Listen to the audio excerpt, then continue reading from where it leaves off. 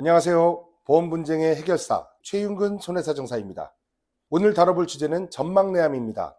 많은 분들이 병원에서는 암이라고 들었는데 보험사에서는 소외감이라며 제대로 된 진단비를 주지 않는다고 하시죠. 왜 이런 일이 생기는 걸까요? 지금부터 전막내암이 보험금 분쟁의 핵심이 되는 이유, 그리고 어떻게 대응해야 하는지를 하나하나 짚어보겠습니다. 먼저 전막내암에 대해 알아봅니다. 우리가 일반적으로 말하는 암은 신체 조직에 침투하고 주변 장기로 전이되며 생명을 위협하는 침윤성 악성 종양을 말합니다. 하지만 전막내암은 다릅니다. 암은 조직의 가장 얕은 층인 점막층에만 국한되어 발생하는 선암으로 분류되며 아직 침륜이나 전이가 시작되지 않은 초기 단계의 암을 말합니다.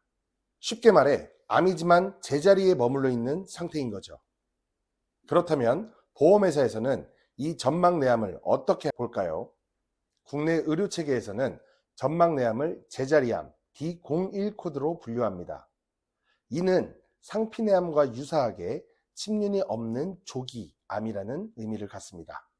때문에 대부분의 보험회사에서는 전막내암에 대해 소외감 또는 제자리암 진단비만을 지급하는 것입니다.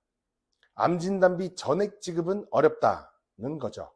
보험회사는 전막내암과 상피내암을 같은 종양이라고 주장하지만 실제 발생 부위가 점막과 상피로 구분되는 명확히 다른 진단이라는 사실을 기억해야 합니다.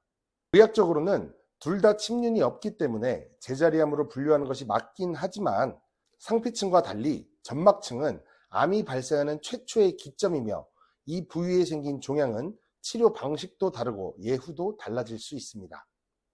즉, 단순히 D01 코드가 적혀 있다고 해서 모두 같은 보상을 받아야 한다는 건 과도한 해석일 수 있다는 겁니다. 그렇다면 보험금 청구 실무에서는 어떻게 해야 할까요? 첫째, 조직검사 결과지를 반드시 확보하십시오. 그리고 둘째, 진단서에 기재된 분류 코드를 꼼꼼히 확인해야 합니다. 셋째, 보험 약관상 전막내암에 대한 내용이 명시되어 있는지, 그리고 일반암 진단비의 지급 요건을 반드시 비교해야 합니다. 그리고 마지막으로 가장 중요한 건 혼자 판단할 것이 아니라 필히 전문가와 함께 검토하고 판단해야 한다는 것입니다. 저희 더맑음 손해사정에서는 비록 진단서에 D01 코드가 적혀 있고 병원에서도 소외감이라고 설명했다 하더라도 법률적, 의학적 해석에 따라서 보험금 전액 지급이 가능하도록 도와드리고 있습니다. 실제로 저희 더맑음 손해사정에서는 전막내암과 관련한 수많은 분쟁 사례에서 의료자문, 판례 분석, 실무 경험을 종합하여 일반암 지급을 이끌어낸 사례들이 굉장히 많습니다. 지금 이 순간에도 전막내암으로 진단이 되고 또 고민 중인 가족, 지인분들이 계시다면 바로 연락 주시기 바랍니다. 보험금 보상과 관련된 문제에는 언제나 저희 더맑음 손해사정이 함께하겠습니다. 감사합니다.